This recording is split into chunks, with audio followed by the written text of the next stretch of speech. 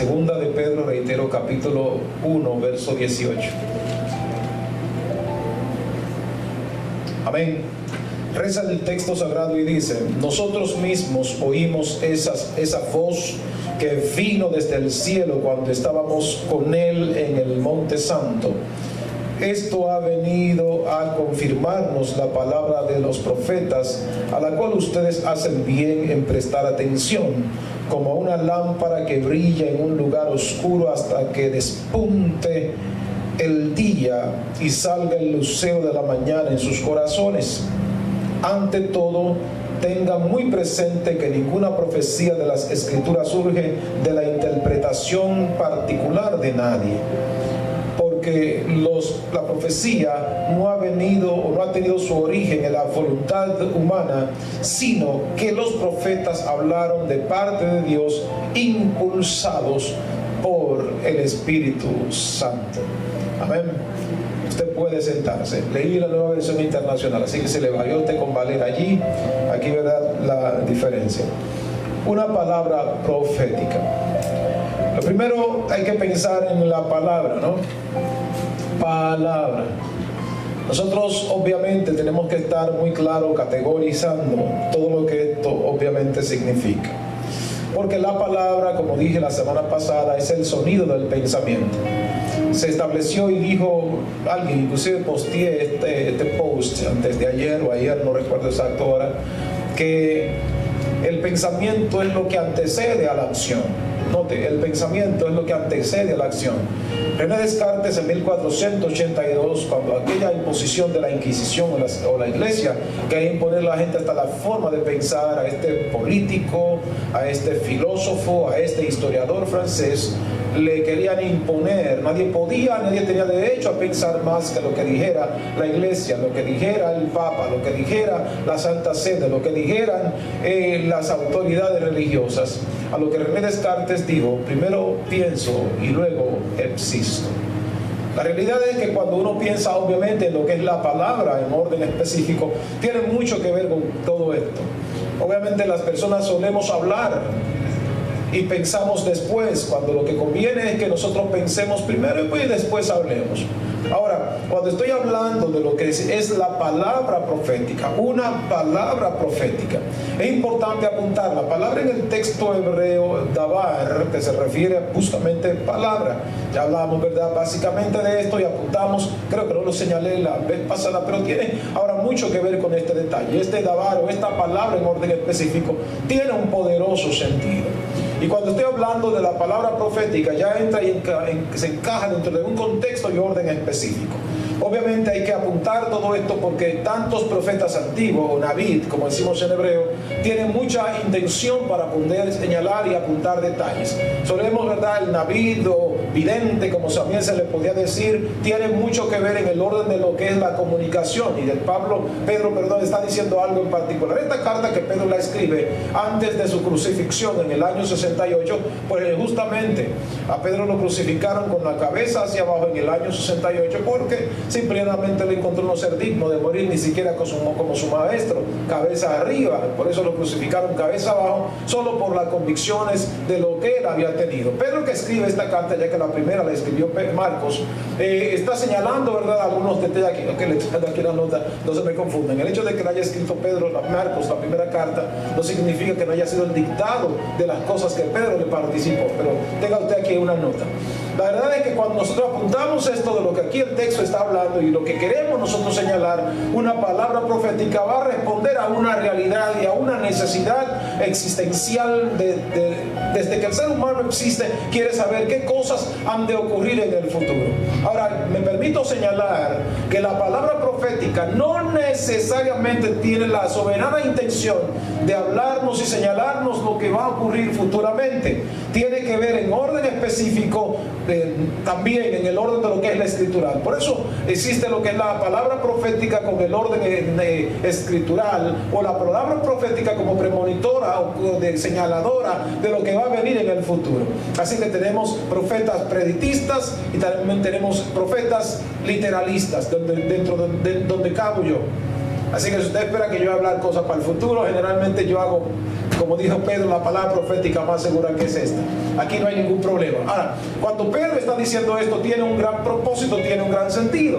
Y es que había muchos profetas, ¿verdad? O institulados profetas que querían desnaturalizar lo que el Señor estaba queriendo apuntar. Estaban tratando de sacar desde el antiguo pacto que venía un Mesías. Después que llega Jesús, que le quieren quitar toda clase, ¿verdad?, de autoridad en sí mismo. Quieren quitarle toda la prerrogativa del Hijo de Dios. Quieren quitarle aún hasta el derecho de ser Mesías, porque no aceptaban que un Mesías viniera por una virgen, además pobretona, y mucho menos llamada María. Ya le dije que María significa rebelde. No se supone que venga por esa vía. Eso es lo que significa María, traduciendo del hebreo mirra, ¿verdad?, al español. Eso significa María. O Moria, que significa lo mismo, es lo mismo todo lo relativo al español, rebeldía. Entonces, ¿cómo puede ser que venga a través de una muchacha como esta? Con estas calidades, no es posible. O sea, van a quitarle. Ellos pensaban en un Mesías, como señala el profeta Daniel, capítulo 7, que venía en un caballo blanco a derribar y a destruir todo, y no a uno sufriendo, como Isaías 53 nos lo señaló.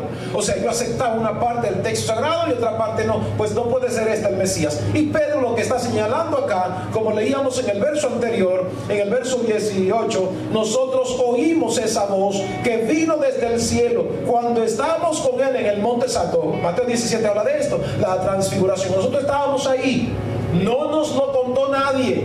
Somos testigos auditivos y testigos presenciales de lo que allí sucedió. Cristo no se transformó. ¿Me siguió? Porque cualquiera se transforma y sigue siendo lo mismo. Cristo fue transfigurado completamente, o sea, es mucho más allá. Por eso cuando usted lo nota en el libro de Filipenses capítulo 2 verso 6, ¿verdad?, que él no estimó el ser igual a Dios como cosa que aferrarse, sino que se despojó. Allí la expresión en el texto griego que aplica allí es kenosis, que vaciarse por completo de. Cristo se vació por completo.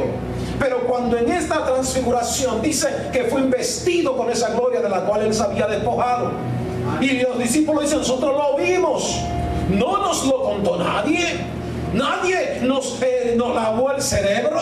Así que lo que esa gente están queriendo predicar por ahí, a nosotros que no nos lo cuenten, porque nosotros lo vimos y lo vivimos, lo experimentamos y oímos con nuestros oídos la voz que desde el cielo decía, ese es mi hijo amado y en él yo tengo complacencia. Aleluya. Está hablando y señalando de esto. Y ahora yo quiero, ¿verdad?, que consideremos esta palabra profética, porque obviamente vamos a entrar en la dinámica de poder apuntar a situaciones que para el tiempo antiguo, igual en este tiempo se dan. En el libro Primero de Reyes, permítanme, Primero de Reyes en el capítulo 22, allí se está dando una historia tremenda, porque viene, ¿verdad?, muere Acab y su hijo Ocosías asciende al trono. Al ascender al trono Ocosías, ¿verdad?, este hombre hace lo malo como su padre ante los ojos del Señor. Se contrató profetas, ¿qué dije yo? Se contrató profetas. Su padre Acab había puesto sacerdotes también pagados por él. Ahora le pregunto yo a usted, ¿qué va a hacer un empleado? ¿No es lo que diga el jefe? ¿Qué iban a hacer los profetas? ¿Qué iban a hacer los sacerdotes? Lo que diga el jefe. Sin embargo, había un profeta, un solo profeta. Así que quiero hacer una corrección, ¿verdad?, y corregir una expresión de viejos, donde dicen que mal de muchos, consuelo de pocos, ¿cierto? Pero hay una realidad, todos los profetas profetizaban lo que el rey quisiera que se profetizase. Y él dice, cuando Josafat le manda a decir, oye, reúne a tu gente a ver, porque ya que vamos a esta guerra. Sin embargo, Josafat dice, vamos a mandar a buscar un profeta que yo tengo allí en Judá. Todo lo de Israel, ¿verdad? Y el reino estaba dividido. Todos los reinos de aquí, los sacerdotes, profetas aquí. Ok, yo quiero que hagamos uno solo que haya en mi tierra. Allí no había muchos profetas. Allí había un profeta con voz autorizada y se llamaba Micaías. este hombre llamado Micaías, cuando todos profetizan, alguien que lo manda a buscar, oiga lo que le dice por consejo, le dice, voy a dar un consejo. Tú vas a profetizar, ahí están los reyes reunidos, así que ya tú sabes. Ahora bien, el mensajero había ido a llamar a Micaías y le dijo, mira, los demás profetas a una voz predicen éxito al rey. Habla favorablemente para que tu mensaje concuerde con el de ellos. Para que tu mensaje, dice la versión Valera, tenga éxito. Así que habla bien, varón. Profetiza, que se entienda, ¿verdad? Que tú, dice él. Y él le contestó, ten por cierto que como vive el Señor, ten la seguridad de que yo le anunciaré al rey lo que el Señor me diga. Amén. O sea, aquí no hay negocio. La ofrenda va a ser buena, problema del rey. Pero el mensaje no tiene precio. La palabra profética no es la que la gente quiere oír. La palabra profética es lo que la gente necesita oír. Usted puede estar convencido de algo, que siempre que haya un profeta que esté diciendo lo que la gente quiere, se va a llenar el lugar. Lo van a buscar para colocarlos en escenarios, ¿verdad? Permítame ponerle el nombre, escenario, no en púlpitos. ¿Alguien me escuchó que dije? Cualquier escenario, no en un púlpito. Porque si encuentro en 32.173 versos que tiene la Biblia, solo una vez aparece la palabra púlpito. Nehemías capítulo 8, verso 4, dice que Esdras se puso sobre un púlpito de madera, que todo el pueblo le podía ver claramente y escuchar lo que él decía. Pero ese púlpito estaba hecho de madera de acacia, la única madera del planeta que no se pudre, que no se corrompe. Así es que muchos podrán subir a escenario corruptos, pero no al púlpito donde se habla palabra del Dios del cielo. En la medida en la que nosotros anhelemos la palabra profética, de pronto no se parecerá a lo que yo quiero oír, pero es lo que necesito oír.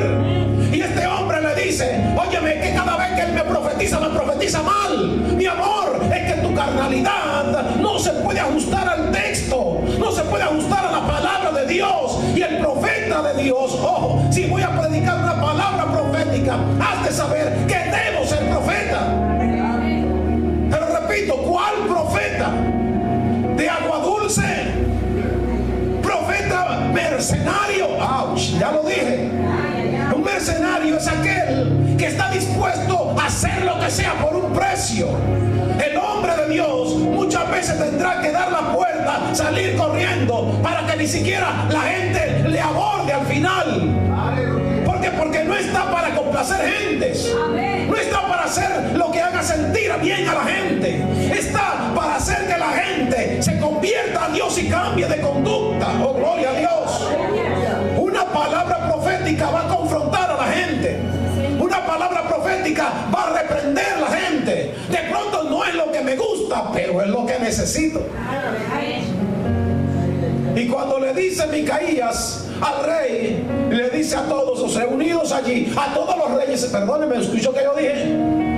Estaban todos los reyes reunidos allí. Y él esperaba que al estar tanta gente de autoridad presente, Micaías iba a cambiar el discurso. Él esperaba que Micaías, al ver toda esta gente, ¿verdad?, estos reyes reunidos, dice, no, a mí me por abajito, porque de pronto la ofrenda que salga va a ser buena. Me van a invitar a estar en las cortes, ser parte de los cortesanos. Ya ahora, ¿cómo llama?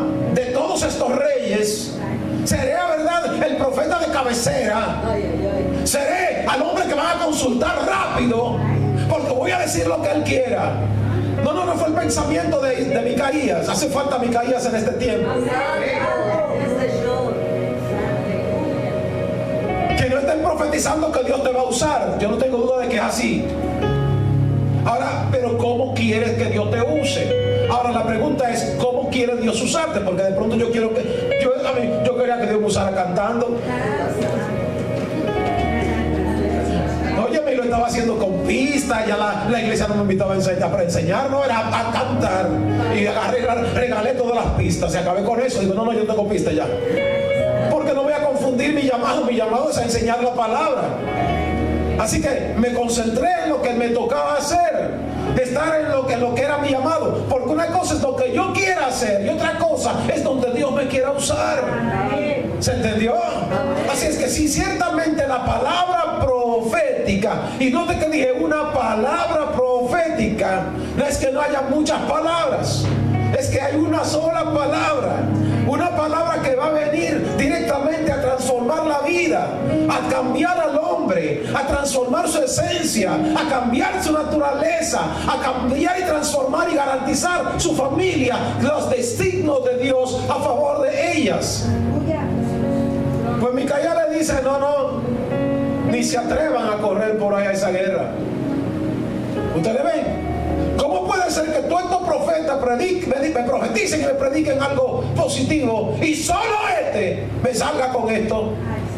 Solo este diga que no se vale. Solo este diga que no vaya a la guerra. Solo este dice que vamos a perder la guerra. Y al oír esto, Micaías dice, pues mira, rey, pues Jehová dice que te vaya, que te vaya bien. ¿Cuántas veces habla Dios? Salmo 62:11. Una vez habló Dios y 2 veces yo he escuchado. Una vez. Dios no tiene mudanzas ni sombras de variación. Yo no sé si usted escuchó que yo dije. Él le dijo al rey, pues dice Jehová que te vayas. Como Jehová no cambia de opinión, y yo quiero que tomes en cuenta esto, porque de repente la obstinación del ser humano, Dios quiere algo para el ser humano, pero en su obstinación el hombre se ofusca en algo. ¿Y saben qué hace Dios? Se lo permite. De hecho, tomamos en Tesalonicenses, en el capítulo 2, leemos que dice que el hombre, por no creer a Dios, Dios lo entregó a una mente reprobada, para que viendo no entienda, para que escuchando no se aperciba, a fin de que sean condenados. ¿Usted escuchó? O sea, si no quieres creer a los profetas que te hablan la palabra de Dios, no la tuya, no a tus emociones, sino a transformar y darle garantía a tu esencia, pues Dios dice, te entrego. ¿Escuchó? ¿Se nota de esto? Pues no hay problema, rey. Y vaya a ver, aún hasta el rey Josafat, que se oponía a no estar asociado con él, hay otro problema acá. ¿Con quién te estás asociando?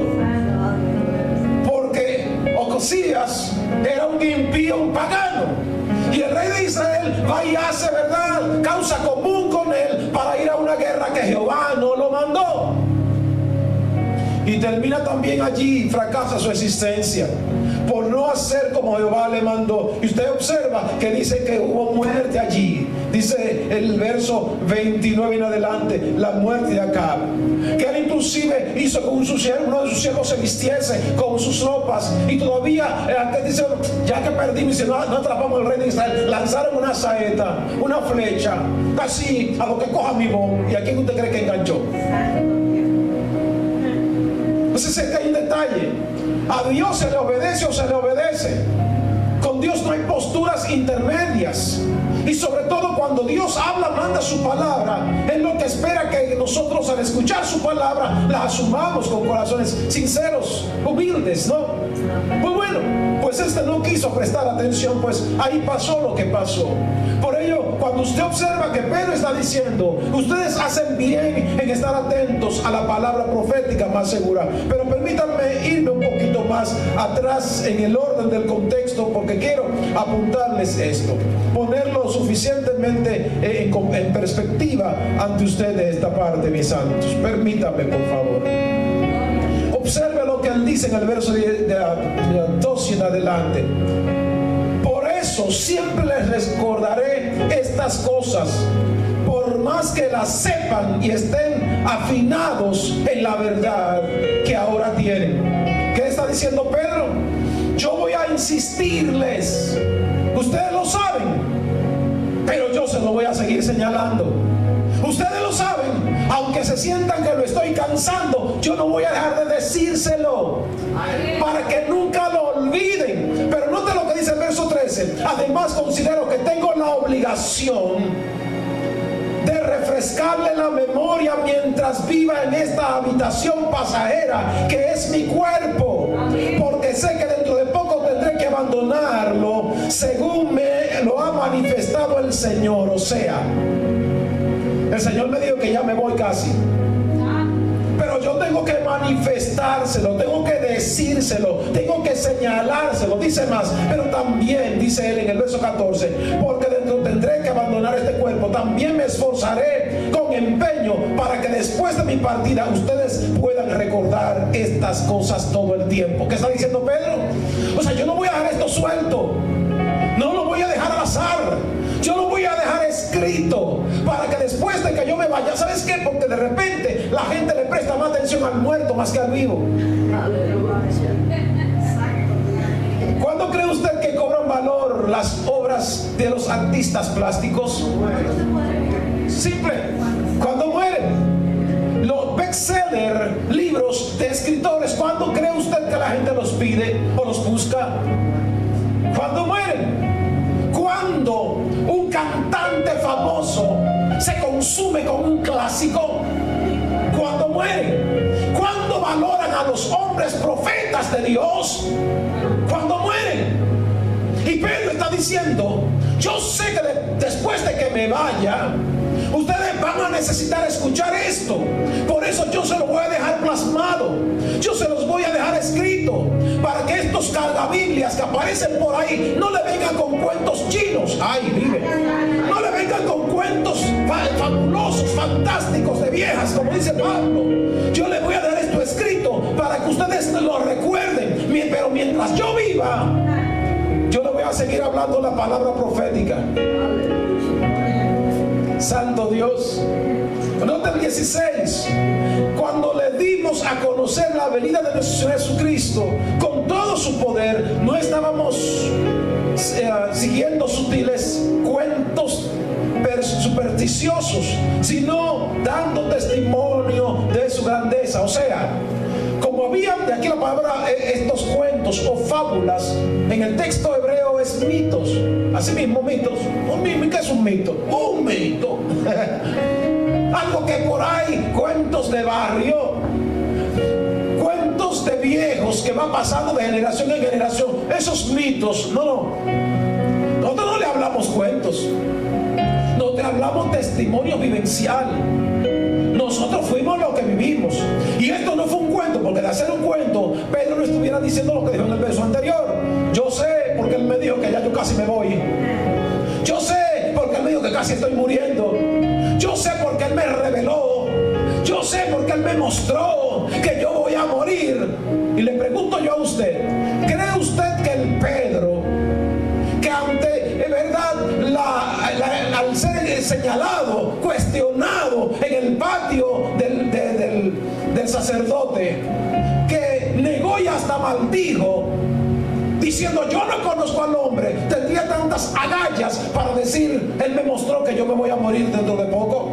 Y le voy a seguir diciendo esto. ¿Quién va a morir por un cuento? ¿Quién va a morir por una mentira? Pues parece, y está claro Pedro, que lo que él vio es tan poderoso que él murió por esa causa. Él fue un verdadero testigo, ¿no? La palabra testigo en el texto griego es martirión. Y martirión no es más que mártir, aquel que está dispuesto a morir por sus convicciones.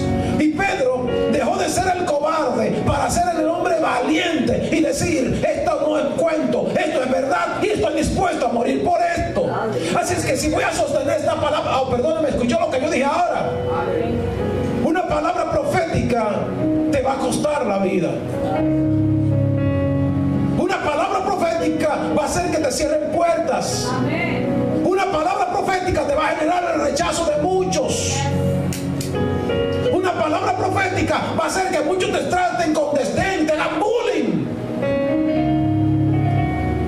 Una palabra profética va a hacer que pierda hasta tus seres más cercanos.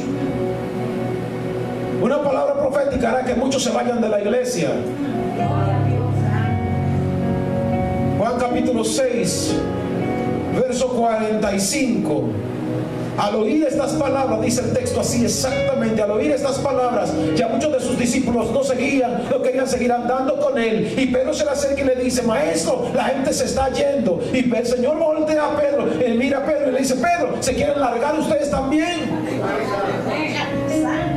O también ustedes se han ofendido, dice una versión. También les ofendió las palabras que les he dicho. Si quieren irse, váyanse. O sea, la palabra profética va a hacer que la gente te abandone. Por eso cuando usted ve mucha gente que están corriendo detrás de los profetas por ahí, es que le están profetizando lo que quieren oír. No le están confrontando su vida pecaminosa, no le están confrontando sus rebeliones, no le están confrontando sus niñadas.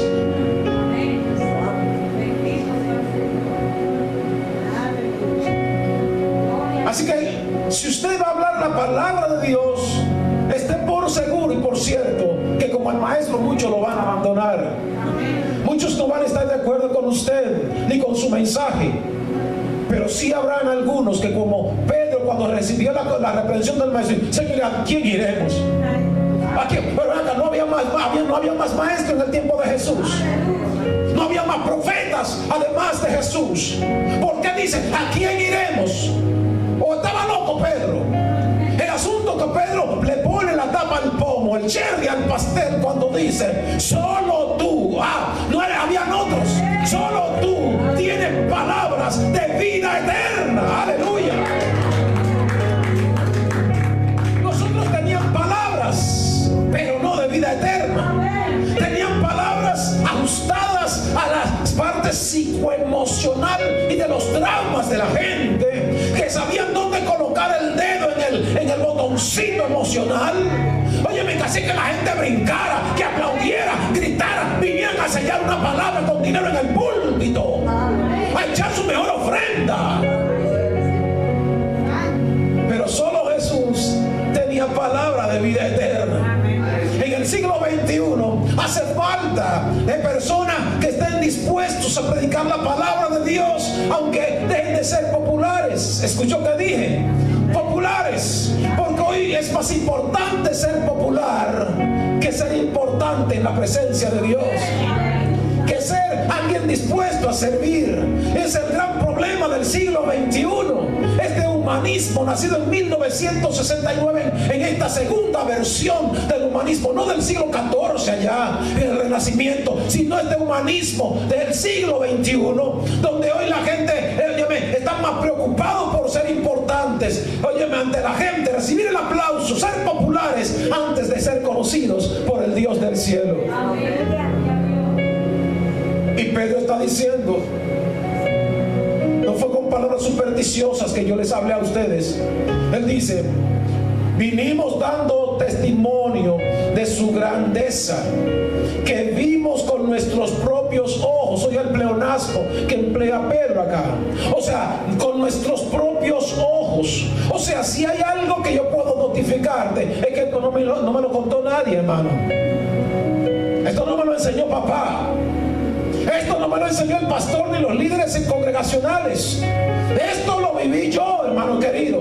Pero una cosa es que alguien me enseñe algo y otra cosa es que yo viva eso. Oh, ¿alguien me escuchó? Que alguien me lo enseñe, lo bendigo y lo agradezco. Pero que yo te pase, ¿verdad?, de la experiencia solamente auditiva a una experiencia personal. Que yo mismo diga: espérate, eso fue bueno lo que me enseñaste, pero ahora yo fui que lo viví, yo fui que lo saboreé, yo fui que lo palpé, yo fui que lo experimenté, yo tengo las convicciones. Por eso Pedro pudo decir: ya me mostró que voy a morir dentro de poco, y yo contento, tranquilo, brother. Y luego pasa él a decir: nosotros mismos lo oímos esa voz del cielo. Pero entonces pasa a decir: aquí no son los profetas de aguadulces, no son los profetas empleados, no son los profetas busca ofrendas, no son los profetas tarifados, no son los profetas profetas con estándares. No. Nosotros hacemos esto.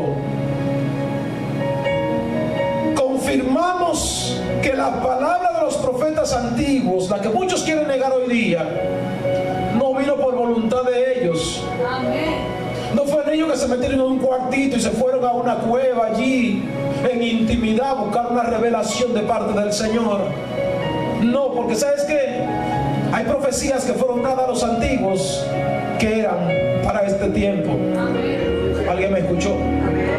A Daniel le dijeron, mira, tú recibiste una profecía, pues ¿sabes qué? Sella el libro, varón, esto no es para tu tiempo. Póngale atención. Una palabra profética muchas veces no tiene que ver con este momento. Una palabra profética, como a veces digo, hay cosas que de repente no tienen que ver contigo. Por favor, no lo deseches, guárdalo, porque es posible que la vaya a necesitar más adelante. Porque quizás ahora no es tu realidad. Pero lo que yo sé del texto sagrado de Isaías 55 es que no retornan vacías. Así es que están destinadas para una hora y para un momento. Y yo le pregunto a usted, y hecho, de esto es mucho, lo voy a dejar para la semana que viene, porque voy a seguir hablando de eso si me regala el Señor la vida. Hay cosas que están ocurriendo hoy que hace mucho rato fueron dichas. Al día de la semana pasada, que Dios habla en pasado y nosotros como profetas de Dios hablamos en futuro. Porque como dice Eclesiastés, Cantares capítulo 7, que Dios hizo las cosas desde el principio hasta el fin y el hombre no entiende cómo sucedió. O sea, ya Dios la terminó toda. ¿Sabe qué está haciendo Dios sentado en su trono alto y sublime? Esperando que las cosas sucedan. Por eso le digo a Josué, capítulo 1, verso 7: óyeme, cuídate de guardar todas las palabras que mi siervo Moisés te mandó, sin apartarte ni a derecha ni a izquierda, pues haciendo estas cosas hará prosperar tu camino. Todo lo que hagas te saldrá bien, y estas palabras te alcanzarán. ¿Qué dijo él? Estas palabras te alcanzarán. En este orden particular es una palabra que está dando el contexto profético, porque te alcanzarán. Pero note que para que pueda alcanzarte, tú no puedes salirte, porque la palabra corre rectamente. ¿Alguien me escuchó? Las palabras corren recto. Si usted se aparta, la palabra va a seguir de largo. Va a alcanzar a otro que esté en la misma línea. Ay, ya que me escuchó. Uno de los grandes problemas de la palabra profética es que la gente la pierde, porque no se parece a su estado emocional, no se parece a su realidad momentánea. Pero la palabra que va rectamente, alguien tiene que decir, déjame yo seguir por acá, porque eso es para mí que vino. Esa palabra me la mandó el Señor a mí fue el que me la mandó. Quizás no la veo ahora, de verdad, en la necesidad que tengo, pero lo que es seguro que mañana va a ser justamente la herramienta que me va a permitir conectar a lo que Dios determinó. No temas, estos profetas no hablaron en otros tiempos, siendo inspirados. Aquí la palabra en griego es teoneustos, siendo inspirados por el Espíritu Santo. Teo, Dios, neutos, de neuma, espíritu, traduzco al español. O sea, Dios está diciendo, ellos no se inventaron esto, ellos no fueron y se metieron a una cueva para que de repente aquí pasase algo. No. Ellos solamente estaban en una actitud de contemplación y dispuestos, sencillos, humildes a lo que Dios quisiera hacer en el momento. Entonces, ¿qué es lo que Dios espera? Y note, ellos hablaron siendo inspirados. Ustedes sigan la nota. Ellos fueron inspirados. Nosotros somos iluminados y alcanzamos revelación. Segunda de Corintios capítulo 3, verso 14. Por así decirlo, hasta el día de hoy, cuando Israel lee a Moisés, le queda puesto el mismo velo, el cual por Cristo es quitado, y cuando se conviertan, se arrepientan, el velo les será quitado. ¿Escuchó la nota? La palabra aquí, quitar el velo, justamente es revelación. Eso es lo que significa revelación. Apocalipto, dice la palabra griega. O sea, es quitarle el velo. Por ello, ellos hablaron siendo inspirados, y nosotros somos iluminados y recibimos la revelación de lo que se inspiró. No es un invento que alguien, verdad, trajo por allá, que lo bajó por internet, lo vio en YouTube. Eso no es así. Eso es que en la relación de intimidad con el Señor, a través de la palabra de Dios, usted tiene la revelación. Así que si usted duerme, sueña. Usted solo tiene revelación si estudia la palabra. Vuelvo una vez más, no lo dice Miguel Luperón. Segunda de Corintios capítulo 3, verso 14 y 15. Estoy hablando de la palabra de Dios hasta el 16, lo puede leer. La palabra está diciendo de manera clara y categórica que solo allí que hay revelación cuando se estudia la palabra. Entonces algo está sucediendo, y es que hoy tenemos muchos profetas que están profetizando lo que ellos quieren que la gente escuchen, porque les garantiza entonces que les inviten nuevamente a algunas congregaciones, les sigan abriendo puertas, les recomienden por ahí. Pero la pregunta es, ¿y Dios qué? Siendo inspirados por el Espíritu Santo, ustedes hacen bien en estar atentos a la palabra profética más segura. ¿Qué está diciendo? Que yo como hombre de Dios, que hay profetas de Dios que hablan la palabra de Dios, pero hay una realidad. Somos seres imperfectos. Somos hombres que podemos fallar. Podemos cambiar una palabra por otra y no podríamos equivocar. Pero aunque seamos hombres de Dios, la palabra de Dios no se equivoca. Amén. Se puede equivocar el hombre de Dios, pero no la palabra de Dios. Amén. Y por eso Pedro está diciendo, hacen bien ustedes en estar atentos a la palabra profética más segura, que no se equivoca.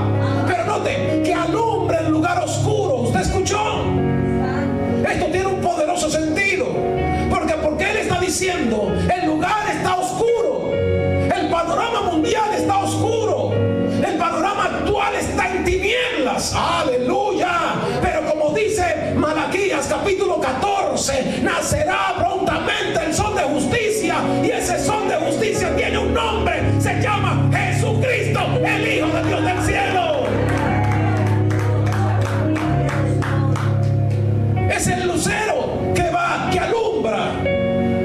Y es interesante que cuando usted va a Génesis capítulo 1, que las tinieblas estaban sobre la faz del abismo, el Espíritu de Dios se movía, había una luz, y Dios no hace la luz sino hasta el día tercero. Había una luz, era la luz del Hijo de Dios, era la luz del Hijo de Dios, iluminando todo el caos. Alguien tiene que escuchar esto, porque aun cuando hay hoy tantas tinieblas, hay palabra profética todavía en este tiempo. Así que como a Elías se le dio en algún momento, hoy me dice Dios a mí, igual le dice a usted y le hace a todos. Aún hay profetas de Dios que no han doblado sus rodillas por una ofrenda, por un aplauso, por una mega congregación. Una palabra profética que no se compromete, no se empeña, no se vende. Esa que alumbra el lugar oscuro. Esa que aun cuando haya tantas cosas por ahí, que no haya mucha popularidad, pero tienen el depósito de Dios en ellos.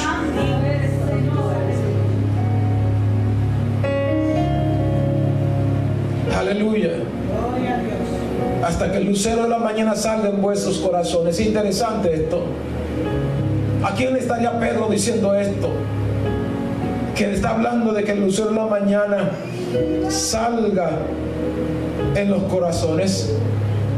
No se lo está diciendo justo a las mismas personas que estaban escuchando la palabra y que escuchaban las palabras. ¿Por qué entonces el enunciado? Yo quiero que tomes en cuenta esto, y lo dije la semana pasada en uno de estos mensajes de estos miércoles, que dentro de la iglesia está la iglesia de Dios, la iglesia de Cristo, y está la iglesia común. Entonces alguien tiene que decidirse ser parte de la iglesia de Cristo, viviendo conforme Cristo, no conforme a sus deseos y caprichos. Entonces le está diciendo que esta palabra no es de contenido, de origen, de voluntad humana. No es un asunto que yo fui y lo estudié en la universidad. Claro, yo estudié teología y me gradué como teólogo allí. Y he hecho todo esto por 30 y tantos años, estudiando desde mis 16, 15 años teología. Pero la verdad es que independientemente de esto, no fue en el seminario, no fue en la universidad, no fueron en los diferentes cursos que he hecho por este tiempo. No es por allí que viene el asunto. Es un asunto de que hay que buscarlo en la presencia de Dios en oración, para que el Espíritu Santo traiga la revelación que necesitamos, que no están en los libros escritos por los teólogos. No está allí este asunto. La revelación no está allí. La revelación está cuando vamos ante la presencia del Señor, entendiendo nuestra fragilidad humana, entendiendo nuestra incapacidad y diciéndole al Señor: Señor, revélamelo tú. Ahora, yo no estoy en contra de estudiar. De hecho, ya les dije que me gradué del seminario. El seminario fue en el 19 de julio del 90. En la universidad fue el 29 de julio, justo también, pero del 2016. Y después de eso, de World Bible Institute, acá en Estados Unidos, 94.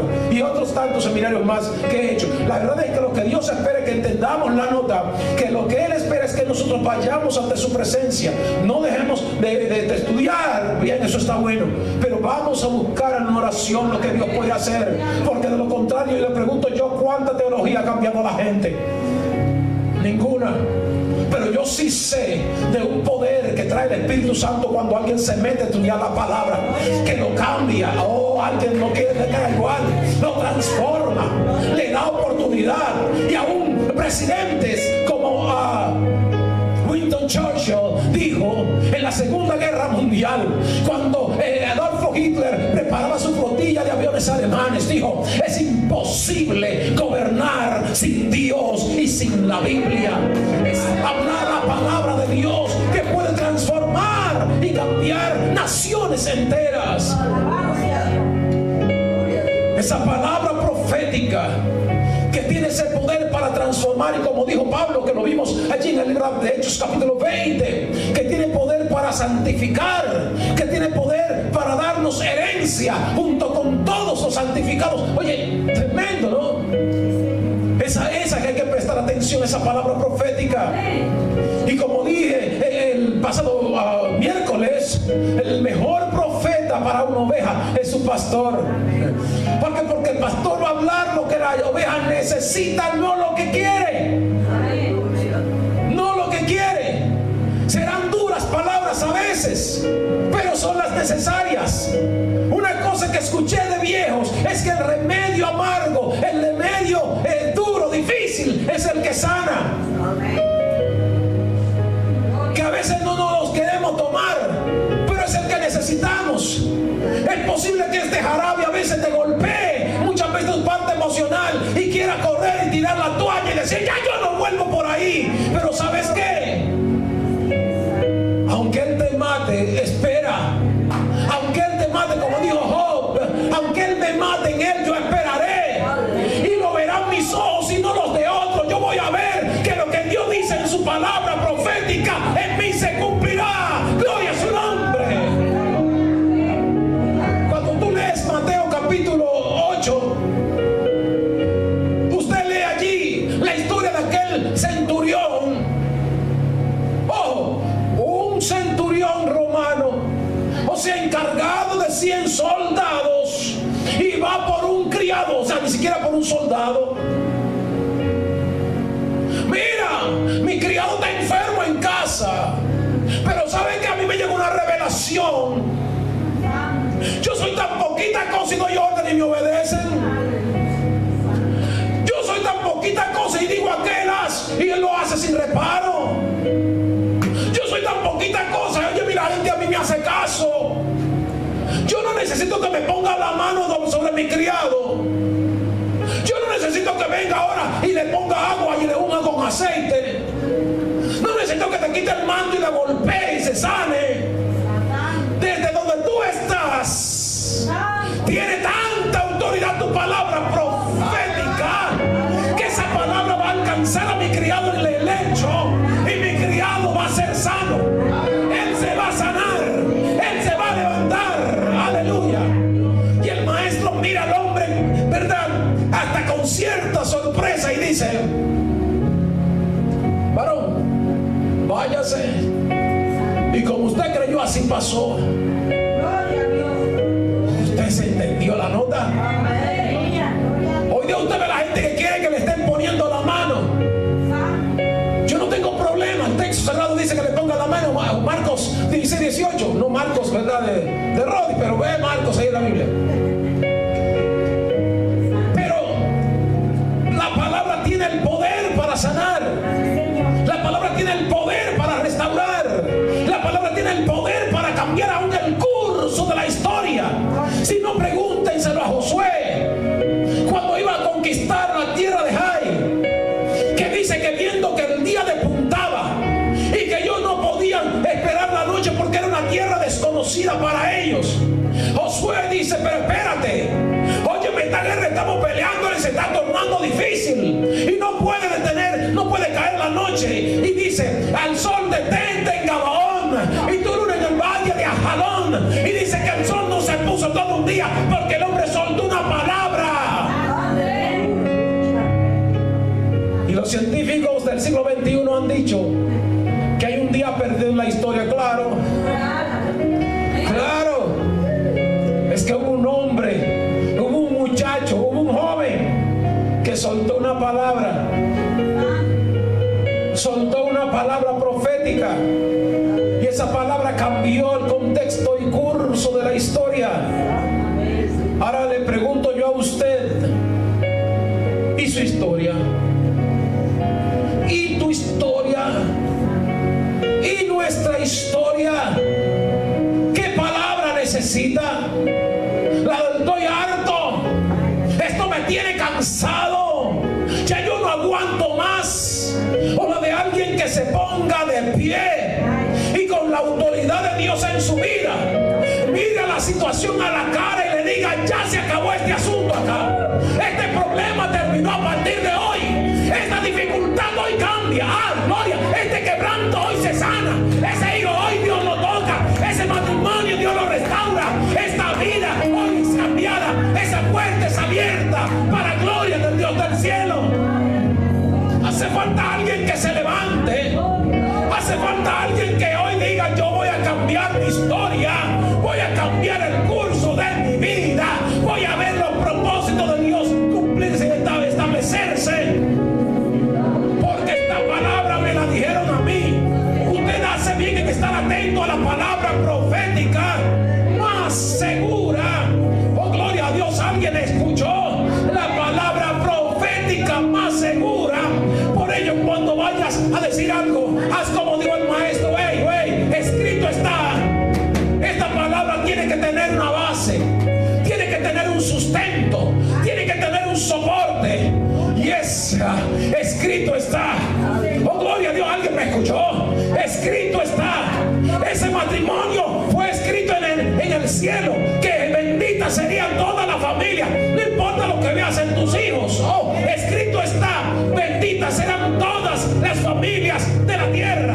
Escrito está: mi Dios pues suplirá todo lo que falte conforme a sus riquezas en gloria. Escrito está: por las llagas de Cristo fuimos nosotros curados. Escrito está: que pedimos, Él nos oye, Él abre las puertas, Él transforma, Él cambia, Él liberta, aleluya, Él levanta al caído. Escrito está: palabra profética de Dios para nuestras vidas. Padre, gracias por tu palabra. Gracias por tu palabra, Señor.